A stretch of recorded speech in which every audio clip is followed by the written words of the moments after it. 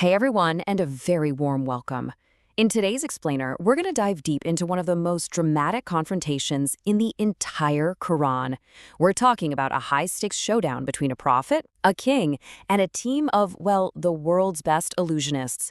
It's a story about the ultimate clash between worldly power and divine truth, so let's jump right in. The story kicks off with this really powerful line. It's kind of like getting the punchline right at the beginning.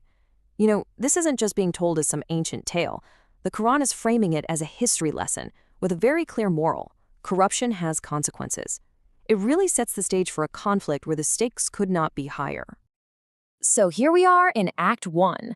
It all begins with one man, Moses, or Mūsā as he's known, walking right into the court of the most powerful ruler of the time, Pharaoh, carrying a message that's about to shake the very foundations of his kingdom. Now, what's really important to get here is the nature of his mission. Mūsā isn't there leading some political rebellion or trying to grab power for himself. Nope. He introduces himself as a divine envoy, a messenger with a mandate from an authority far, far higher than any on earth. And listen to how he makes his claim, with this stunning simplicity and directness. Can you just imagine the sheer audacity of standing before a ruler who is considered a god by his people and saying this? There's no back and forth, no hesitation, just this crystal clear declaration of who he is and who sent him. So his mission was kind of twofold.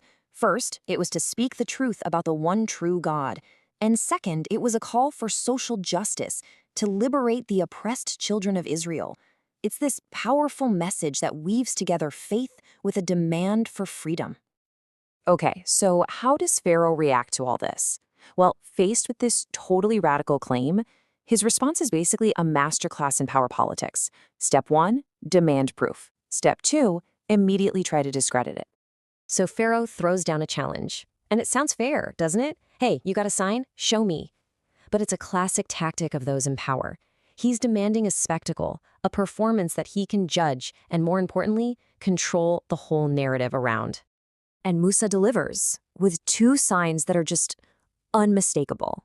He throws his staff, and poof, it becomes a real living serpent. Then he draws his hand out from his cloak, and it shines with this brilliant, otherworldly white light. I mean, these are not subtle hints. They are clear, undeniable miracles. And right here, this is the crucial pivot. Pharaoh's court can't deny what they just saw with their own eyes. So what do? They relabel it. They immediately frame these divine signs as magic and spin the whole thing as a political threat, a conspiracy, they claim, to destabilize the kingdom and seize power. So now that he's reframed the miracle as simple trickery, Pharaoh sets the stage for the ultimate public showdown. He decides he's going to fight Mūsā's magic with his own by calling in the best magicians in the entire land. And just look at how methodically he does it. He sends out recruiters to all the cities, gathers the top experts, and then offers them the ultimate incentive. Yeah, money for sure, but way more important, a spot in his inner circle. He's literally weaponizing entertainment and bribery to crush this challenge to his authority. The day of the duel finally arrives. A huge crowd has gathered. The stage is all set for Pharaoh to publicly humiliate Mūsā once and for all. But something completely unexpected is about to happen. The magicians go first, and wow, their performance is incredible.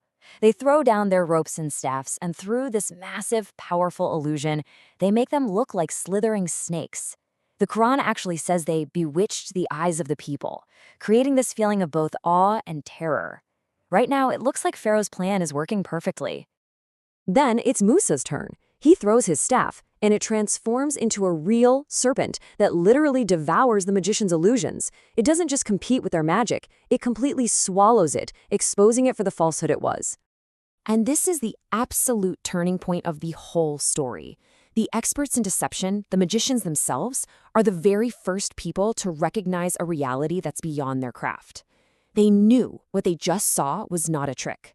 And in that very instant, they fall to the ground and publicly declare their belief in Mūsā's God. So Pharaoh's public humiliation is now complete, but the story is far from over. For the magicians, their newfound conviction comes with an immediate and absolutely terrible price. Pharaoh is just enraged.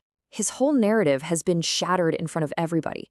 So he drops all pretense of being a just ruler and resorts to pure, brute force.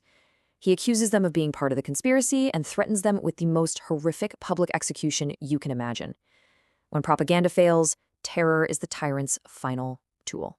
But just look at their response. It's so calm, so firm, and completely detached from Pharaoh's worldly threats. You can see their entire perspective has shifted. This life to them is now just a short journey, and their entire focus is on their ultimate return to God. And here's the most crucial part, their final prayer. They don't ask for escape, they don't ask for rescue, they ask for patience, for the spiritual strength to endure this insane test, and to die in a state of submission to God, not to the tyrant standing right in front of them. This whole sequence, it's just this incredibly powerful microdrama, and it's packed with lessons on truth, power, and faith. So let's kind of pull back and look at the big lessons here. First, those signs Mūsā brought, they weren't just for showing off. They were like a mirror, revealing what was truly in people's hearts. Second, we see the classic playbook of power. Use a big show to control what people think, and when that doesn't work, bring out the threats and coercion. Third, and this is so interesting, it shows that sometimes the people who know the most about falsehood are the best equipped to recognize the real deal. And finally, this story makes it crystal clear. True conviction isn't cheap. It can, and sometimes does, ask for everything. Which leaves us all with this final question to think about. In a conflict like this one, between undeniable proof and absolute worldly power, what truly wins? Who is the real victor? The one who holds the throne, or the ones who hold on to their faith until the very end? It's a powerful question this story invites us all to consider. Thanks so much for joining me for this explainer.